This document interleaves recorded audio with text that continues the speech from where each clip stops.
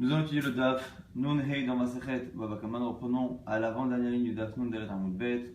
Sha'al Rabbi Chanina ben Agil, question de Rabbi Chanina ben Agil et Rabbi Chia bar Abba. Mipnema Bedibrot Arishonot V'Lema Bahen Tov. Pourquoi le mot Tov n'est pas mentionné dans les premiers commandements, Bedibrot Acharnot, et dans les derniers commandements, dans les deuxièmes Luchot qui sont cités dans ces faits de Varim, on va être Hanan. Neymar Bahen Tov, c'est marqué Tov. Alors, c'est pas le mot Tov exactement qui est marqué, mais c'est le verbe. Kabed et Avicha Vechimecha, tu respecteras ton père et ta mère, et à la fin, les vannes Yerichud Yamecha, afin que tes jours s'allongent, Ulma'an Yitavlach, Aladama et Kashem, te fasse du bien sur cette terre. Et Yitav ici, c'est Minachon Tov. Donc, c'est pas le mot Tov, mais le verbe Yitav, Netiv, qui est marqué dans les secondes Luchot et pas dans les premières. Amalo, réponse de Rabbi Chia bar Abba. Réponse à une question par une autre question. Avant que tu me demandes pourquoi dans le second Luchot il est marqué Tov, demande-moi Bichlal si il est marqué Tov ou pas. Chez Ni Yodea, car je ne sais pas. S'il est marqué Tov ou pas. Et il lui dit Kelach et Rabbi Tanchum ben Hanilai. Va voir Rabbi Tanchum ben Hanilai. Shayaragil et Rabbi Yoshua ben Levi. Chez Akiva Gada, qui était un élève, quelqu'un qui était l'élève fixe de Rabbi Yoshua ben Levi, qui lui-même était très connu pour ses connaissances en Agada et dans tout ce qui est partie non halachique de la Torah. En tout cas,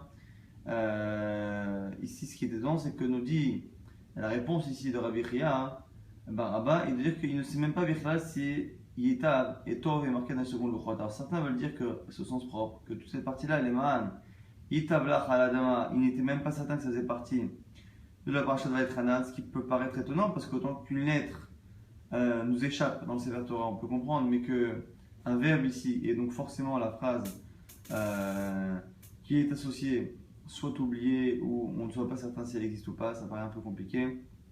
Donc il y a plusieurs explications pour expliquer ce que veut dire ici qu'il ne sait pas Bichlal, si c'est le Tov. Est-ce que c'est la question, c'est en gros, on ne sait pas quelle est la vérité. Et où certains veulent dire qu'on ne sait pas quelles sont les premières Luchot et les secondes Luchot. Même si on a les 10 commandes marquées une première fois dans Yitro, dans Sefer Shemot, une seconde fois dans la paracha de Vaïtranan, dans Sefer Devarim, peut-être qu'on pourrait dire que la question est qu'on ne sait pas Bichlal quelles sont les premières et quelles sont les secondes. En tout cas, quoi qu'il arrive, il a suivi le conseil de Rabbi Chia bar Abba. Azal, les Gavé, il est parti voir Rabbi Chanina, Rabbi Tanchum ben Hanilai. Il a dit, mais mets-nous le shamarti. Réponse de Rabbi Tanchum, de Rabbi Yoshua ben Levi. Mon maître, je n'ai pas entendu de réponse là-dessus. Et là, Kachamani Shmuel bar Nachum, Achi Moshe Ravacha, ben Rabbi Chanina. Voici ce que j'ai entendu de Shmuel bar Nachum. Il y a qui disent que c'était l'oncle de Ravacha, et il y en a qui disent que c'était Avi Imo, c'était le grand-père de Ravacha et de Rabbi Chanina. En tout cas, l'Ari, qu'est-ce qu'il a dit? O'il ve'sofayin lishtaber. Que réellement on pense que les Luchot qui sont marqués dans Yitro, c'est les premières, celles qui sont dans Vaïtranan sont les deuxièmes, comme dans l'ordre de la Torah. Et simplement, pourquoi on a dit Tov dans les deuxièmes mais pas dans les premières? Parce que les premières, O'il ve'sofayin lishtaber. Parce que les premières étaient prévues par Hachem, en tout cas, Hachem savait évidemment qu'elles allaient être cassées. Et comme il savait qu'elles allaient être cassées, il ne voulait pas mettre le mot Tov, qui même si au départ parle de la mitzvah de Kabed Avicha Vechimecha, de respecter son père et sa mère, au final c'est une manière générale de dire que c'est Tov et que le Ham Israël aura du bien, et on ne voulait pas que ces premières Luchot, en étant cassées, suppriment la bénédiction du Ham Israël. Certains vont expliquer de manière un peu plus profonde que finalement c'est évidemment pas que pour la mitzvah de Kabed Avicha Vechimecha, mais c'est bien général, les premières Luchot n'étaient pas faites entre guillemets pour des êtres humains. On dit que le Ham Israël était revenu à l'état de malach, d'ange, avant la faute justement du Hegel du Vaudor. Et donc, puisque ces Luchot étaient dès le départ prévus pour ne pas être supportés par l'être humain, il ne fallait pas que la bracha du Ham Israël soit dépendante de halachot, de règles qui ne sont presque pas humaines. Et donc, il a fallu attendre les secondes Luchot qui, elles, ont été données après la faute du Vaudor et donc qui étaient supportables par l'homme, pour qu'à ce moment-là, on y écrive les brachot comme les manit tavlach à l'adama. Amar Ravashi, et pour expliquer justement, Ravashi dit pourquoi donc on ne voulait pas les mettre dans les luchot qui allaient être cassés. Chaz de shalom parce qu'à Tov Israël, de peur que Chaz de shalom, le Tov les récompenses d'Hachem s'arrêtent du Ham Israël avec ses lochot cassés. Amar Rabbi Yehoshua, roek tet bachalomo, siman yafelo. Dans un sujet assez proche, celui qui voit la lettre tête dans son rêve, c'est un bon siman. Maïta'ama, pourquoi? Il est mamishubirtiv tov. A priori, c'est parce que le tête ici veut dire tov, tov qui veut à la fois dire le bien, la bracha, mais qui en même temps a des noms d'Hachem. Irtiv tov eima, vetatetia, bemataate, Hashmen. La Gemara dit pourquoi le tête serait forcément un signe de tov, puisqu'il n'a vu que le tête dans son rêve. Peut-être que le tête fait allusion à un autre verset dans Ishaïa, où là-bas le tête est très redondant, la lettre tête. Et là-bas, c'est autre chose. On parle justement de Bavel là-bas, et on dit que à cause des fautes, Vetatetia, Matate, Ashmed, je vais les exterminer à Ashmed, c'est marqué là-bas, Vetetia, Matate, je vais les balayer, je vais les nettoyer comme une pièce que l'on nettoie, que l'on balaye. Et donc du coup là-bas c'est marqué plusieurs fois tête. Là on m'a dit justement, Hatet Kamrinan.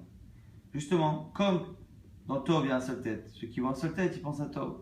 Celui qui voit plusieurs têtes, il faut qu'il pense à cette malédiction éventuellement. On m'a dit, mais même un tête. Il y a plusieurs mots dans la Torah avec un seul tête qui sont négatifs. Tumata beshuleha, dans les chalaba, kelasa tuma, beshuleha. En dessous d'elle, on voit là-bas qu'on parle de Jérusalem et qu'on parle là-bas de Touma avec un tête. On m'a dit tête, bête, kamrinan. Alors peut-être, que moi propose, peut-être que ce qu'a dit Rabbi Yehoshua Ben Levi, c'est de dire qu'il a vu la lettre tête et la lettre bête. On va dire même ça. Et Matavroba Sharia, et aussi par rapport à Jérusalem des psukim négatifs, qui dit justement que ces portes seront englouties dans la terre. Tavrou Baaretz Sharia. Et là-bas, Tavrou, donc c'est le tête et le bête. Là, il ou patarboa katou le tovatrila. La Gemara revient et dit non, c'est bien un seul tête. Simplement, comme le premier mot dans la Torah qui utilise le mot tête est un mot positif, il ou patarboa katou le tovatrila. La Torah a commencé par le bien avec la lettre tête. Shemin Bereshit, Ad Vayar Elohim et Aor, Kitov, Loktiv, tête. Car entre le premier mot de la Torah, la première lettre de Bereshit, et le premier mot, il y a un tête qui est Vayar Elohim et Aor, Kitov, Hashem a vu la lumière, il a vu qu'elle était Kitov, qu'elle était bonne.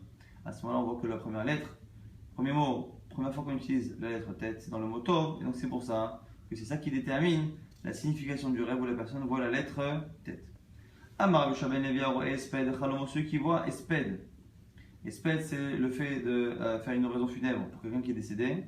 Chassou ala min hashamim uvdaou, ça veut dire qu'il aurait dû mourir, mais que de là-haut, on l'a sauvé et qu'on lui a fait un esped comme s'il était mort. Ve'anemile birtava. Et la Gemara nous précise qu'attention, que ce esped-là, c'est que s'il voit la lettre du mot esped, il voit le mot esped écrit, pas qu'il rêve qu'il assiste à son propre esped. On avait dit dans la Mishnah qu'au sujet des animaux, on n'a pas de différence entre tous les types d'animaux, et finalement, par les animaux sauvages, les animaux non domestiques, et les volailles, et tout le reste. Amar Shakish, Kanchana, Rabbi, au sujet justement de la chose qui était citée dans la Mishnah, entre autres, Kilaim, les mélanges entre les animaux, soit les mélanges quand on les accouple, soit les mélanges dans les attelages, Tavas, ou Fassioni, Kilaim, Ze, Bazé. On a ici trois animaux. Tarnegol, donc le coq. Tavas, ou Fassioni. Alors, Tavas ou Fassioni, on a la chance d'avoir Rachid qui nous cite des mots en vieux français, mais qui ressemblent encore au français actuel. Donc, ici, il nous dit que Tavas, c'est le pan, et Fassioni, c'est le perdrix. Donc, le coq, le pan et le perdrix, Kilaim, Ze, Bazé, sont des espèces qui, si on les mélange ensemble, nous font transgresser l'interdit de l'arbière Kilaim. La Gemara dit Pshita, c'est évident. Amar Rabbi Chaviva nous dit Mishum derabu bahade hadade. Pourquoi on aurait pu penser que c'est différent? Parce qu'ils se multiplient, rabu bahade hadade. Alors est-ce que c'est le fait que naturellement ils ont tendance à se reproduire ensemble comme ce que veut dire le Rambam, et qui disent que c'est parce qu'ils ont tendance à grandir ensemble et que chacun s'entraide dans la manière de protéger ses œufs ou de faire grandir ses poussins? En tout cas, ce qui ressort ici, c'est que même s'ils sont différents physiquement et que si on ne regardait que l'apparence physique, il aurait été évident que ce sont des espèces différentes et donc on n'a pas le droit de les accoupler ensemble. Mais ici, parce qu'ils ont naturellement un comportement ou une manière de se reproduire ou un comportement qui, quoi qu'il arrive, les associe, On aurait pu penser que c'est une seule et grande espèce, donc c'est une seule espèce, Kamash Malan, finalement, que non. Amash, moi je me dis Avaz, Ve Avaz Abba. Alors Avaz, Avaz Abba, si on regarde le sens propre de la Gemara, ça a l'air d'être des oies, une oie domestique, une oie sauvage, oie des champs. Kilaim Zebazé là aussi, on nous dit qu'elles sont Kilaim Zebazé interdites à être accouplées ensemble. Mat Kifla, Rava, Bachanan, objection de Rava, Rava Bachanan. Pourquoi Maïtama. Quelle est ta raison pour laquelle tu veux pas associer ces deux espèces? Il m'a mis Arir Koe, Ve'ai, Zuta Koe. C'est parce que tu regardes la forme du bec, la longueur du bec, et que un, il a Arir Koe, il a le bec qui est long, et l'autre, il a le bec qui est court. Et là, Me'ata, Gamla Parsa avec Gamla Ta'aya, si tu regardes comme ça à ce moment-là, tu devrais faire une différence aussi entre le chameau perse et le chameau arabe. D'ailleurs, que un, il a son cou qui est plus long que l'autre. Achinami d'Abu Kilaim Zebazé, est-ce que tu vas dire que c'est Kilaim? Or, on sait que c'est faux pour le chameau. Donc la Gemara est en train de dire que tu ne peux pas dire que Avaz, Avaz, Abba sont Kilaim parce que, apparemment, la raison c'est parce que les parties du corps sont plus grandes chez l'un que chez l'autre, en l'occurrence le bec dans Avaz. Pourquoi? Parce que tu vois bien que ce genre de différence de longueur de parties du corps ne change pas pour le chameau. Et là, Marabaya nous dit non. La différence n'est pas au niveau du bec. Ze betsav mi bachutz, ze betsav mi bifnim. Ici on parle de betsim des œufs, mais quand on parle des mâles, ici ce qu'on parle à l'intérieur ou à l'extérieur, on parle des mâles et on parle des testicules. Un a les testicules qui sont visibles à l'extérieur et d'autres qui ne le sont pas. Rav Papa Amar, Rav Papa donne une autre différence. Hateuna hada bi'ata beshihla, et hateuna kama bi'ata beshihla. Bi'ata c'est des œufs. Mais ici, on ne parle pas des œufs, ici, c'est comme dans la réponse précédente qui était parlé des testicules des mâles, mais on parle des œufs vraiment de la femelle, qu'en fonction des espèces, la havaz normale, elle peut avoir plusieurs œufs, et la havaz abar ne peut avoir qu'un seul œuf par portée. Et donc, quoi qu'il arrive, on a deux différences ici foncières, non pas au niveau de la taille de certaines parties du corps, mais vraiment au niveau de la morphologie ou de la manière d'enfanter. Et c'est la raison pour laquelle ce sont deux espèces, et donc il y a Kilaim.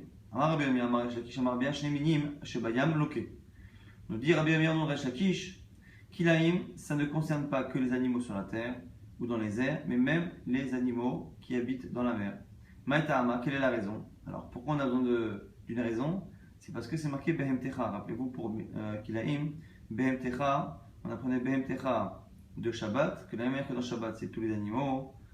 Pareil dans Marbia Kilaim, mais a priori BMTH ça reste tout de même assez global, et ça reste global, mais global dans les animaux qui habitent sur terre. Mais les animaux de la mer n'ont pas l'air d'être inclus, donc du coup on a besoin d'une racha. Maravada Bahaba Mishme Lerulano de Rula, Atel Eminehu Leminehu Miyabasha. C'est parce que c'est marqué dans la création du monde, c'est marqué Leminehem ou Leminehu au sujet des poissons et au sujet des animaux de la terre. Pour faire une exercice entre les deux, pour dire finalement que la halachot ici qui concerne les animaux Behema de la terre concerne également les animaux de la mer. Du coup, maintenant qu'on a parlé des mélanges de reproduction entre les poissons, maintenant on va parler d'un attelage. Et la question est ici plus théorique a priori que pratique. Ba'er Rahava pose une question. Amanik Be'iza Ve Shibuta. Alors, celui qui fait un attelage, et cet attelage est tiré à la fois par un animal qui est sur terre et un animal qui est dans les mers. Donc c'est une chèvre qui tire sur terre, et dans l'eau, c'est Shibuta. Bon, après le côté, encore une fois, pratique pour se faire tirer par ces deux animaux, c'est encore une autre question, mais en tout cas, Maru, c'est la question. Est-ce que, puisque les deux animaux ont chacun l'incapacité à aller à côté de l'autre, que la chèvre ne peut pas aller dans l'eau et que le poisson ne peut pas monter sur la terre, le cloumaravide, ça ne s'appelle pas un attelage ensemble, ça ne s'appelle pas l'autre harosh, hamor yahdav, ensemble, il n'y a pas de yahdav ici. Odino peut-être, ashtamihat kamanig, ou peut-être que le simple fait que lui-même dirige les deux, c'est lui qui fait le yahdav. Est-ce que le yahdav, le fait de mettre ensemble les animaux, est lié à l'endroit où ils marchent, où les animaux marchent, ou est lié à celui, au cocher qui les guide? Matkif la Ravina. Ravina maintenant objecte sur cette question. Il dit il est marata.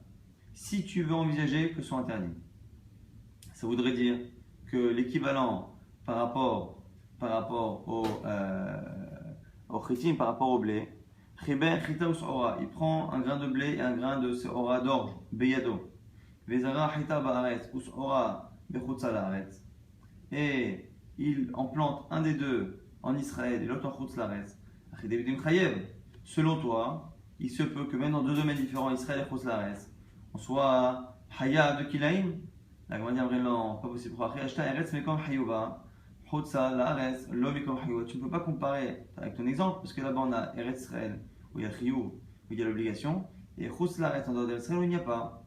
Alors que la question chez nous est plus forte puisque sur terre il y a Kilaim, dans les eaux il y a Kilaim, et donc lorsque le Kilaim est fait avec une partie dans l'eau, une partie sur terre, est-ce que ça s'appelle Kilaim ou pas? Et donc finalement on n'a pas d'objection à cette question. La question reste entière sans réponse. Et là-dessus se termine le Perek Hamishi Adran Alach, Shor Shenagar Kapara. Et nous commençons donc à Amud Bet avec une nouvelle Mishnah. À connaître Tson les dire, celui qui enferme un troupeau. Ici on parle maintenant de petits bétail, on ne parle plus de taureaux, on parle de Tson, de moutons et de chèvres.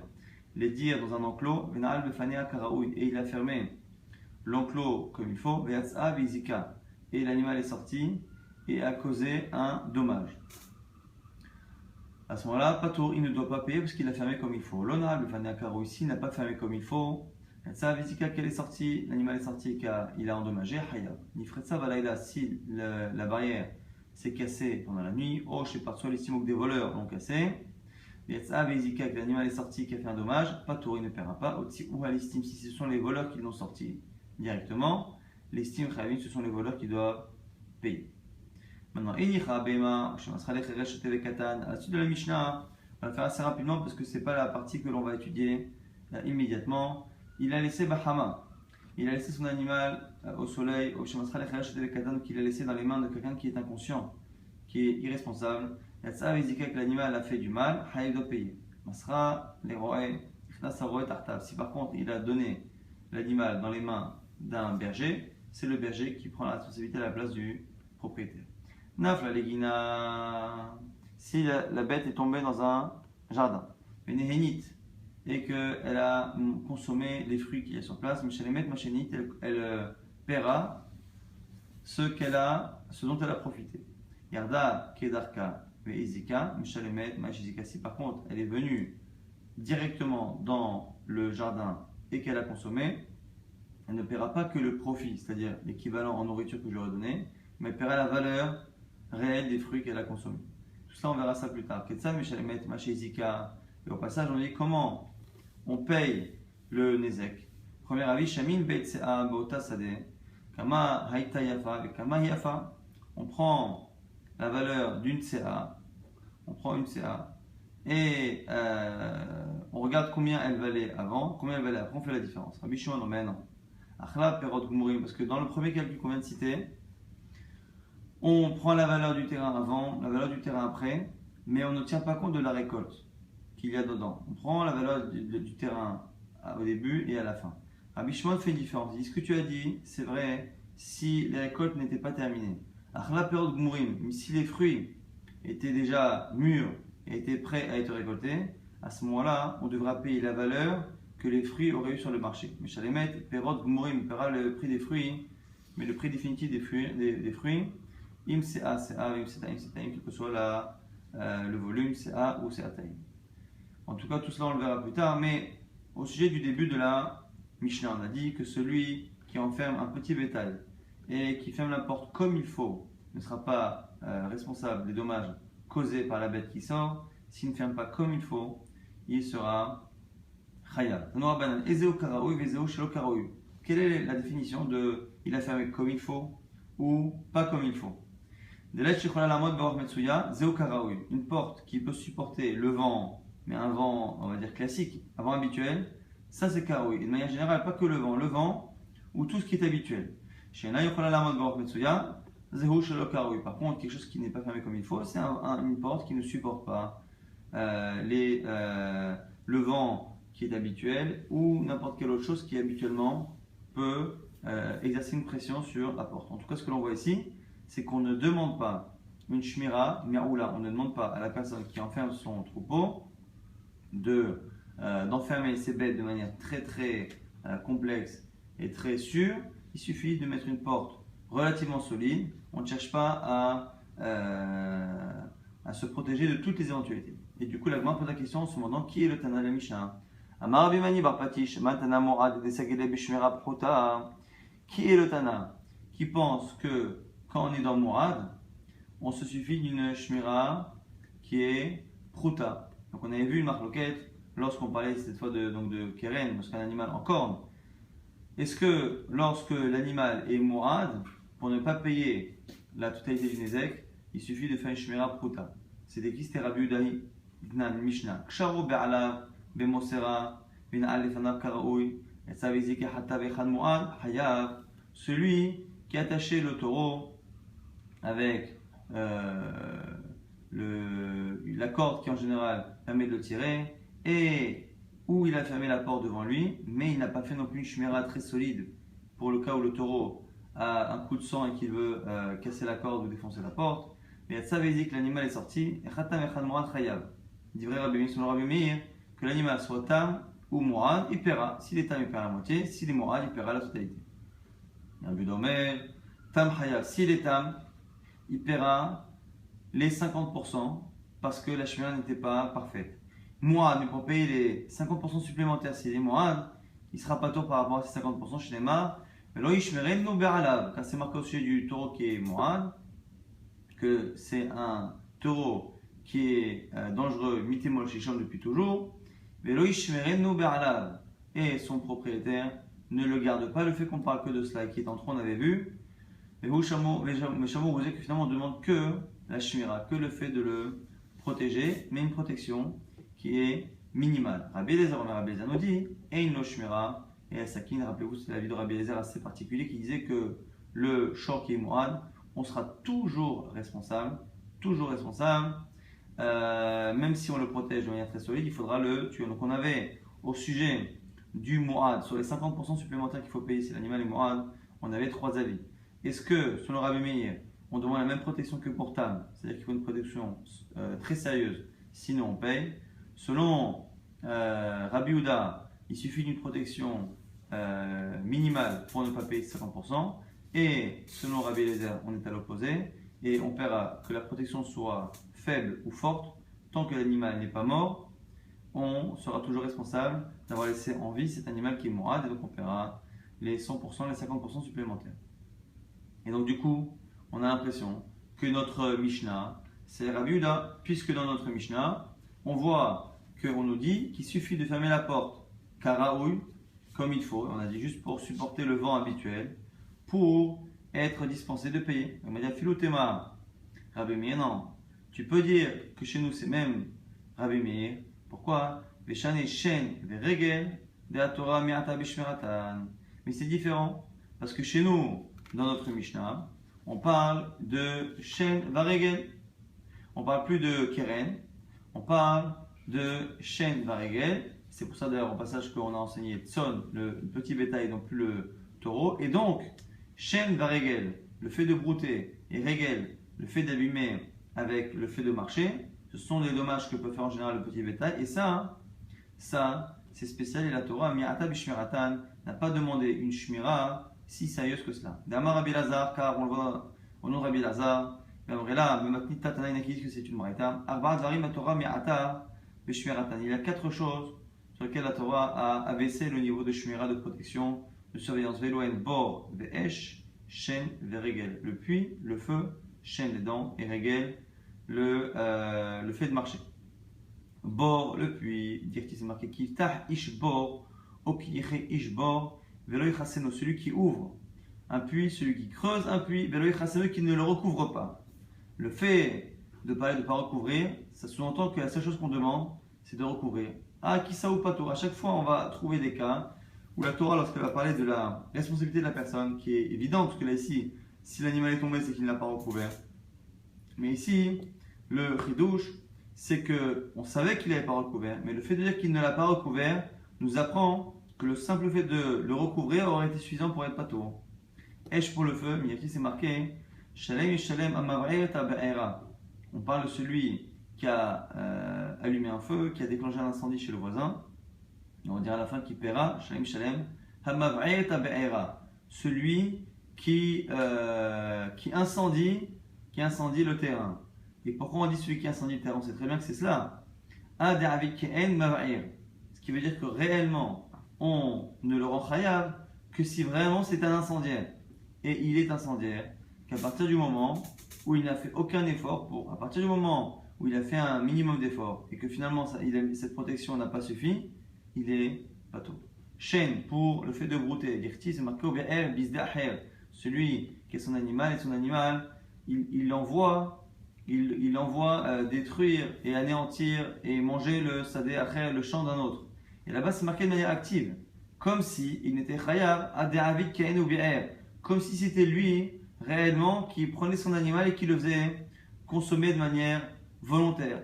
Et donc de là, on apprend qu'il ne sera chayav que si sa négligence est telle qu'on le considère comme s'il était conscient et qu'il le faisait de manière totalement volontaire. Et donc, il suffit qu'il fasse un minimum d'efforts pour que son animal ne broute pas, ce qui est caché dans les chaînes des règles. C'était ça le cas de notre Mishnah. C'est pour ça qu'on dit que ça peut aller selon tout le monde, même selon Rabbi Meir. On voit bien que Shen Spy, voilà, il a du tson, il a un petit bétail comme des chèvres ou des moutons, et finalement, il veut éviter qu'il brouille. Il suffit qu'il ferme la porte qui supporte Roi Metsuya pour qu'il soit dispensé, parce que dès qu'il a mis cette porte-là, on ne peut pas lui dire qu'il est l'eau bien avec comme s'il est fait de manière volontaire. Régel, l'autre possibilité que peut endommager le tson, Régel, dirti, c'est marqué Veshilach, et Beiro, Ad-De'avit, Ke'ain, Veshilach, là aussi le verbe est à l'actif, qu'il envoie finalement son troupeau pour endommager, et finalement on ne le rend chayav de sa négligence que si elle est telle que c'est comme s'il était volontaire dans le dommage. Et au passage, la Gemara fait une aparté pour nous rappeler ce qu'elle avait dit au début de la Masechet, que Veshilach, ça parle bien de Régel, Vetania, Veshilach, c'est Régel. Tu sais que Veshilach, il envoie son animal, c'est Régel, c'est le dommage qu'il cause avec ses sabots. Et Cheno, comme c'est marqué, Meshalché Régel Ashor Ve'Hamor, c'est marqué dans Ishaya, qu'il envoie Régel Ashor Ve'Hamor, le sabot du shor, du taureau, et du Hamor et de l'âne. Ou Bi'er et Bi'er, Z'Hn, c'est Shen. Et Cheno, comme c'est marqué, Kaché Va'er Hagalal, Al-Tumo, comme le galal, la dent, va manger, consommer jusqu'au bout l'herbe. Donc c'est une manière de montrer que Bi'er c'est bien Shen, Shilach c'est bien Régel, et Ta'amad Avik Kain de Shilach ou Bi'er, Halo Avilo, la Gemara termine le raisonnement sur le Shilach. On voit bien que c'est lorsque il envoie l'animal Veshilach ou Bi'er de manière quasiment volontaire, en tout cas une négligence quasi volontaire, qu'il est chayav, sinon non. Donc on apprend en tout cas qu'à la fois pour bord et esh, à la fois pour le puits et pour le feu, mais ici ce qui nous intéresse c'est pour Shen Veregel. Pour Shen Veregel en tout cas, on voit que la Torah a rendu chayav la personne de sa négligence que si elle est telle que c'est comme si c'était une faute volontaire, intentionnelle, et donc c'est la raison pour laquelle il suffit du Shmira Pruta pour finalement ne pas être chayav. Donc c'est la raison pour laquelle notre Mishnah, peut-être selon tout le monde, c'est une Baraita qui peut aller selon Rabbi Meir, selon Rabbi Yehuda, qui n'a rien à voir avec le fait que dans Keren, dans le fait d'encorner, et encorner lorsque l'animal est mourad, on est une marque entre Rabbi Meir, Rabbi Yehuda et Rabbi Eliezer. Ça, c'est la réponse de la Gemara. Et au passage, la Gemara va déduire cela de la Mishnah. Maraba Makidin Amit Daika. Regarde, tu peux même déduire ça de la Mishnah. Pourquoi? Des katane tson, car il est marqué tson dans la Mishnah. C'est marqué donc ici que la personne enferme son petit bétail. Puisque jusqu'à présent, nous parlions de shor, toutes les Mishnayot précédentes parlaient de taureau. Nitni shor, on aurait dû enseigner là aussi le taureau. Maïshna de katanetson. Quelle est la raison pour laquelle ici on est passé à tson? La mishum da Torah me'ata b'shmirata. N'est-ce pas pour te dire qu'il y a une différence? C'est que par rapport au taureau qui a un problème de keren, on a ici tson qui en général parle de Shen Veregel, qui ont une shmira différente. La mishum de kan, keren, oktivabe, Shen Veregel, ou d'ektibe. N'est-ce pas que c'est parce qu'en général, la Torah, quand elle parle de keren, elle parle du taureau, et quand elle parle de Shen Veregel, elle parle de tson, de kam mashmalan. Shen Veregel, de moradin hu, shma mina, c'est pour t'apprendre que Shen Verigel, Sumo Adim Shma Mina. Petite précision, c'est que l'expression qui dit que Shen Verigel, Sumo Adim est une expression qui est assez difficile à comprendre, donc c'est pas très bien ce que ça veut dire ici dans le raisonnement. Et donc c'est sujet ici à beaucoup de questions parmi les commentaires, mais en tout cas, ça ne change pas tellement au raisonnement que l'on a compris normalement. Alors on va rapidement résumer ce qu'on a vu dans le DAF.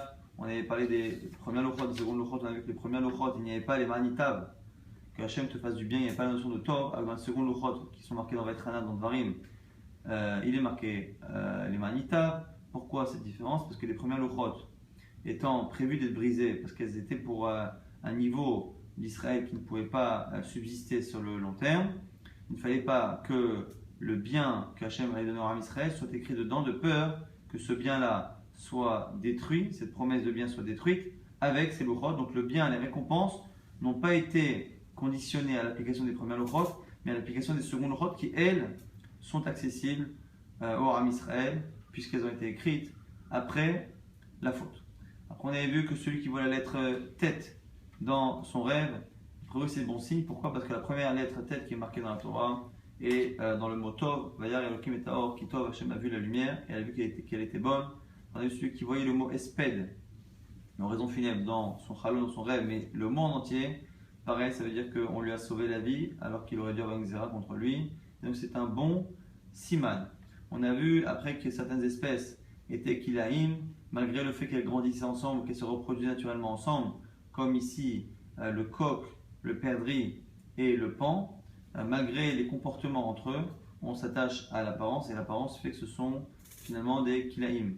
Et entre deux espèces comme par exemple l'oie et l'oie sauvage, la différence peut se situer au niveau morphologique, si les testicules sont visibles ou pas visibles. Et selon Rav Papa, un autre critère qui peut déterminer que ce sont deux espèces différentes et donc qu'il y a un issur de kilaïm ensemble, c'est lorsque on a une espèce qui a un œuf pas porté ou une espèce qui en a plusieurs. C'est une différence assez foncière pour estimer que ce sont deux espèces différentes. On a vu que grâce à l'Eminehu ou l'Eminehem qui est marqué dans la création du monde, on associe finalement les animaux de la mer aux animaux de la terre par rapport au issur de kilaïm, et donc on a interdit de kilaïm dans les animaux de la terre et dans les animaux de la mer, à la fois pour la reproduction et à la fois pour l'attelage. Du coup, question après théorique, si on fait un attelage qui est composé à moitié de poissons et l'autre moitié avec des animaux de la terre, est-ce qu'on fait le Issur Kilaïm? Est-ce que finalement le Issur Kilaïm est lié à l'endroit où se situe, enfin au fait qu'il y ait un manig, un conducteur commun de l'attelage, ou est-ce que c'est lié au fait que les animaux soient ensemble? Est-ce que le ensemble est lié au fait qu'ils aient un cocher en commun ou du fait qu'ils soient sur le même terrain, eau ou terre? Donc c'est la question théorique sur laquelle Perek Hamishi se terminait. Après on a vu une Mishnah, la Mishnah on a vu plusieurs halachot dans le cas où un animal est rentré, Kedarka Shelo Kedarka, si l'animal va payer ce qu'il a consommé ou ce dont il a profité, comment on calcule le dommage, ainsi de suite. On ne va pas récapituler cette partie-là puisqu'on ne l'a pas étudiée proprement dit. On va se rappeler de la première halakha qui était le sujet de la Gemara qui suivait. C'est lorsqu'un animal, ici on parlait de petit bétail, est enfermé et que la porte est assez solide pour supporter le vent, un vent classique, mais pas des conditions extrêmes, on dit que la personne est dispensée. Et on se demandait qui était le Tana qui pensait qu'une shmira, une protection si légère, était suffisante. On pensait peut-être que c'était Rabbi Yehuda. On s'était rappelé de Al-Mahloket au sujet de Mourad en Keren, un animal qui a encore né plus de 3 fois et qui a encore après, qui doit payer normalement 50% supplémentaires, les 100% du dommage. Pour ces 50% supplémentaires, quelles sont les conditions? Selon Rabbi Meir, tant que la protection n'est pas parfaite, il paiera. Selon Rabbi Yehuda, il suffit d'une protection prouta, minimale. Et selon Rabbi Eliezer, tant que l'animal est vivant, il est chayav. Et on a dit finalement que ça c'était dans Keren, mais que chez nous, dans la Mishnah, on a fait exprès de parler de tson, du petit bétail, pour dire qu'on ne parle plus de Keren, mais qu'on parle de Shen Varegel, du fait de brouter, du fait d'abîmer avec les sabots. Et là, Shen Varegel, de la même manière que Bor et Ej, ces 4 dommages là, le puits, le feu, mais ce qui nous intéresse ici en l'occurrence, Shen Varegel, le fait de brouter et le sabot, sont 4 dommages, les 2 derniers les plus intéressants, sur lesquels la Torah nous a dit qu'on est chayav que si on a fait on est coupable d'une négligence qui est quasi volontaire, qui peut être assimilée à un dommage volontaire. Et donc, dès que la personne a fait une action pour montrer qu'elle ne voulait pas que le dommage ait lieu, on ne peut plus appeler cette négligence quelque chose de volontaire. C'est la raison pour laquelle la personne est ptoura et dispensée de payer.